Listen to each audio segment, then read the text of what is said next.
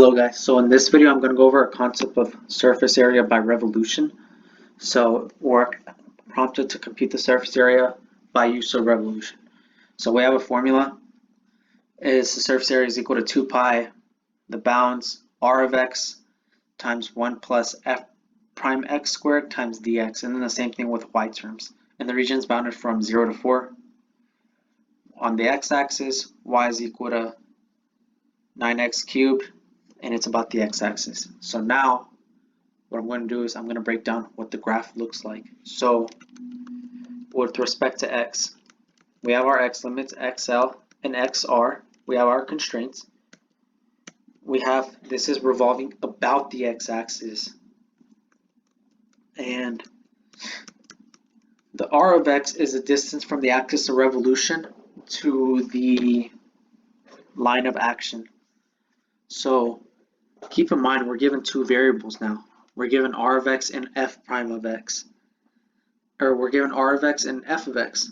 So they're two different variables. So you have to know that the r of x is a distance from the line to the axis of revolution.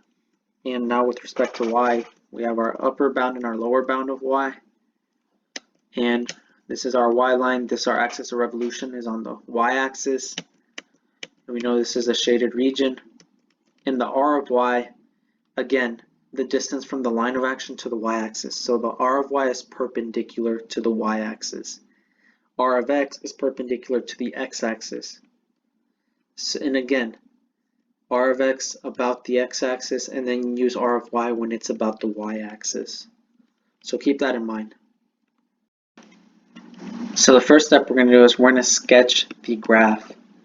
So this is what our region is bounded by. So we have our x-axis and we have our y-axis. We have our line of action, which is 9x cubed, bounded from x equals 0 to x of 4. This is a shaded region.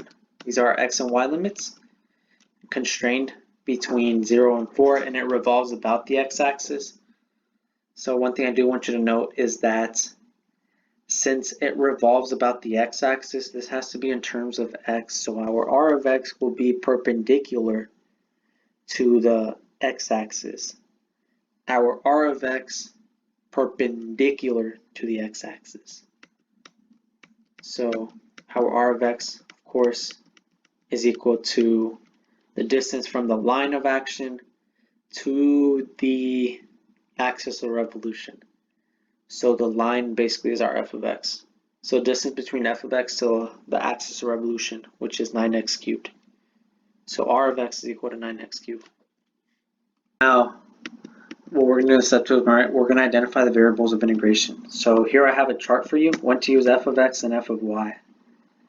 Basically, when to use f terms and when to use y terms. So we use f terms when it revolves about the x-axis, or any axis parallel with the x-axis. Example given when it revolves around y about y equals 1. When your function revolves about the x-axis, your functions must be in terms of x, and your limits must also be in terms of x. So, and when we use f of y is when it revolves about the y-axis. So, or any axis parallel with the y-axis. So basically, this is what our graph looked like. So we know that this revolves about the x-axis, so we know we're going to use x terms. So since the function revolves about the x-axis, f of x and r of x must be in terms of x. So our r of x is equal to f of x, right? So it's equal to 9x cubed. Because r of x, keep in mind, is just the distance from the line to the axis of revolution. So in this case, r of x is equal to 9x cubed. F of x was what was given to us, so it's also equal to 9x cubed. However, for the surface area by revolution, we need to find f of x prime, and then we need to square it. So f of x prime, we're going to take the derivative of 9x cubed, which is 27x squared. And now we're going to square this, so f prime x squared is equal to 27x squared raised to the square. And this in turn is equal to 729x raised to the fourth power. So now what we're going to do is we're going to find the limits of integration. So limits of integration were already given to us, the bounds. These are the limit variables that I use. But if you're not familiar with this notation, basically this is how my naming convention. The top yt is top limit y, yb is bottom limit y, xr is right limit x, xl is left limit x. So that's the naming notation that I use. You can use whatever you want. This is what I'm comfortable with because it prevents me from making errors, and I know it prevents other people as well from making errors, so this is what I use, but you're free to use whatever you want. Anyways, our x of L, the left limit x was equal to 0. And the right limit x was given to us as x equals 4. So now we're going to set up the integral in step 4. So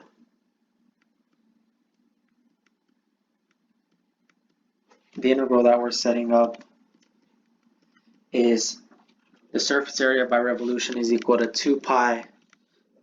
The bounds are from xl to xr of the r of x per square root 1 plus f prime x squared d of x. So now we have all the variables we need, so we're going to plug them in. Recall our r of x was equal to 9x cubed, now our f prime x squared is equal to 729x to the fourth power. So now we're going to plug all this in. So in doing so, the surface area is equal to 2 pi from 0 to 4. R of x is 9x cubed, and inside this radical we have 1 plus 729x to the fourth power times dx. So now we're going to go ahead and integrate this function. So when we do this, when we integrate this, the best way to integrate this is noticing that these have a difference power of exactly 1. So we're going to apply the u substitution. So we're going to apply u sub. So u is equal to what's inside the radical. So it's 1 plus 729x to the fourth power. Du is the derivative of this, which is 4 times 729 times x to the third power. And when we solve for it, 729 times 4 is 2916 x to the third power times dx. And dx, because we're going to solve for dx, is equal to du divided by 2916 x cubed. And we know from u substitution, we know the u variable and the dx, we're going to plug them back into the formula. So now, the key step right here, if you're not familiar with it, you need to pay close attention right here, is that we're going to change the limits of these. Because we applied u substitution, we're going to have new limits now. So we're going to have new limits of integration as stated in the instructional to this video. So in this case, we did use u substitution, so we're going to plug in our current limits for new limits. So u of 0, we're going to plug these new limits into u. So u of 0 is u as a function of x is 1 plus 729, 0 to the fourth power. And we know this term goes to 0 because 0 to the fourth power is 0 times 729 is still 0. So we know the left x limit is equal to 1. However, the right x limit, we're going to plug in 4 where we see x. So it's equal to 1 plus 729 times 4 to the fourth power. And well, this comes out to be a very big number, 186, 26625, 186,625. It's probably not your favorite number. If it is, that's pretty cool. But now that we have our new limits, let's set up the new integral. So let's set up the new integral by plugging in everything that were our u variables. So we're going to plug in u and dx back into the function with our new u limits. So the surface area by revolution is 2 pi 1 to that number, and then 9x cubed, and inside the square root we have u, and then we have dx, we're going to plug it in as du divided by 2916 x cubed. So first thing we notice is that the x cubes will cancel each other out nicely, and now what we can do is we can pull out the constants of 9 and 296, so we're left with 18 pi divided by 2916 is equal from the bounds of integration of that number divided by 1. We can rewrite the radical the square root as u to the 1/2 times du. And now we're going to integrate this function. So we're going to simplify pi divided by 162 is 18 divided by 2916 of u to the 1/2 is u to the 3/2 divided by 3/2, bounded from 1 to that number. So now our surface area, we're going to solve the constant, so we can reciprocate 3/2 in the denominator to 2 over 3 times 3 times 162, bounded from u to the 3/2. And then this is bounded from 1 to 186,625. That's our surface area. By revolution comes out to be, when we simplify the constant, 2 divided by 3 times 162 is 243. U to the 3/2, we're going to plug it in. So we have 186,000 3/2 minus 1 to the 3/2. And we know 1 to the 3/2 is just 1. So that's our final answer.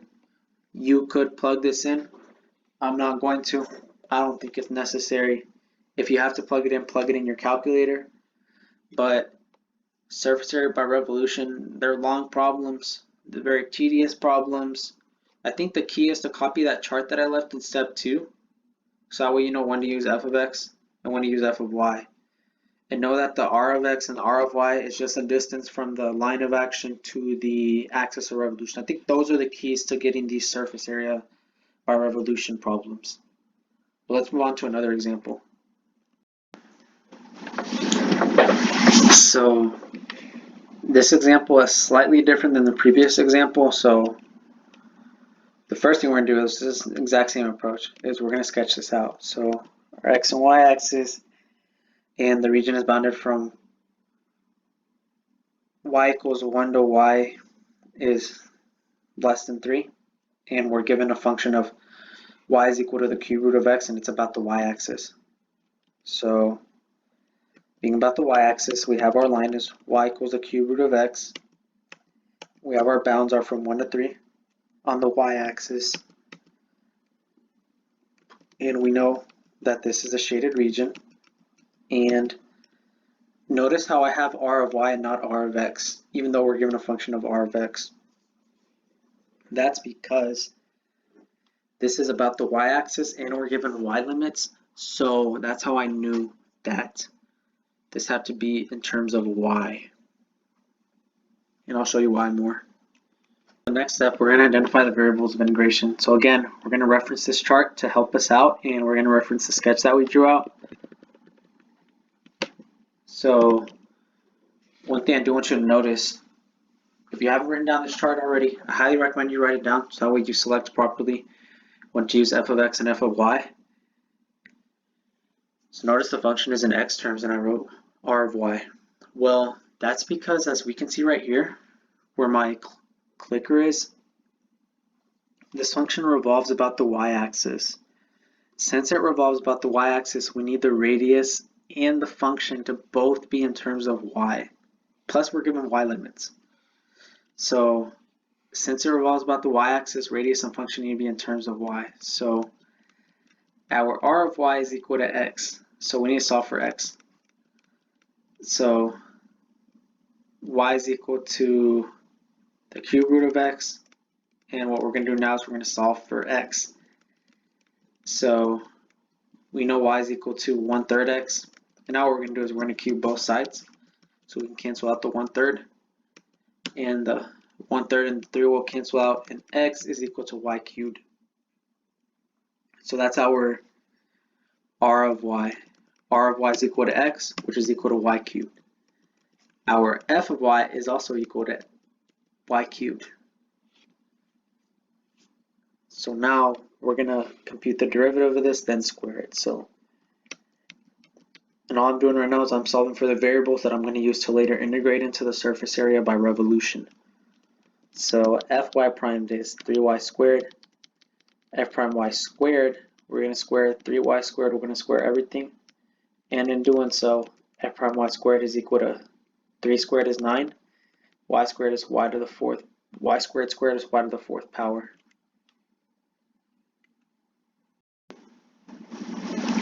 So now we're going to find the limits of integration. and these are the limit variables I use for my own naming convention. And we know that as given to us, the region is bounded from y is greater than or equal to 1, less than or equal to 3. So we know that the bottom y is equal to 1, the top y is equal to 3. And we also know that now that we have everything we need, we're going to set up the integral. And we know the formula for the integral of surface area by revolution. Surface area by revolution is equal to 2 pi bottom y limit, top y limit of r of y, and then f of y prime squared times dy. So that's our integral. So now we need the variables that we're going to plug into the integral that we just set up. So we already solved for r of y is y cubed, f prime y cubed squared is equal to 9y to the 4th power. So now we're going to plug in everything that we have. So surface area is equal to 2 pi of 1 to 3 of y cubed of 1 plus 9y to the 4th power times dy. In step 5, we're going to integrate this function. So again, the best way to integrate this is to apply the u substitution, since we have a difference of power of 1, and u substitution would work grandly here. So our u is what's inside the radical, for the higher power. In this case, it's 9y to the 4th. Our du would take the derivative of this. It's 36y cubed times dy, and dy is equal to du divided by 36y cubed. And again, as we did in the previous problem, since we did use substitution, we're going to have to change the limits. So plug in the limits, current limits, to get our new limits. So our current limits are 1 and 3. So we have u as a function of y, and we're going to plug in 1 and 3 to get new limits. So u of 1 is equal to 1 plus 9y to the 4th, and y we're plugging in 1, so 1 to the 4th power is 1 times 9 is 9 plus 1 is 10. So that's our lower limit y. Our bottom limit y is 10. Our top limit y, we're going to plug in 3. So we have 9 plus 1 plus 9, 3 raised to the 4th power. 3 raised to the 4th power is 81. 81 times 9 is 729. 729 plus 1 is 730. So that's our new limit y. So now let's set up the new integral in terms of u with our u limits. So now we're going to set up the new integral in the u terms, and we're going to solve. So surface area by revolution is equal to 2 pi. Our new limits are 10 to 730 of y cubed, the radical of u, times du divided by our dx term was 36y cubed. So now we can see that the y cubes will cancel each other out, and we can factor out the 36. The 1 over 36, so we're left with pi over 18, because 2 divided by 36 is 1 over 18, and we're left with the bounds of 10 to 730, and then we can rewrite the radical as u to the 1/2 times du. So now we can integrate this function. So surface area is equal to pi over 18, and then u to the 1/2 integrated is u to the 3/2 divided by 3/2, bounded from 10 to 730. So now what we're going to simply do is we're going to reciprocate the denominator to solve for it. So pi over 18 times 2 over 3. We're reciprocating the denominator, and we're isolating the u to the 3/2 from 10 to 730. And when we simplify this, we get pi over 27, because 2 pi divided by 54 is pi over 27. And we have 730 raised to the 3/2 minus 10 raised to the 3/2. And that's our answer. Again, I'm not going to compute it. You can compute it in your calculator if you want to. You can leave it like this as well. Both versions are right.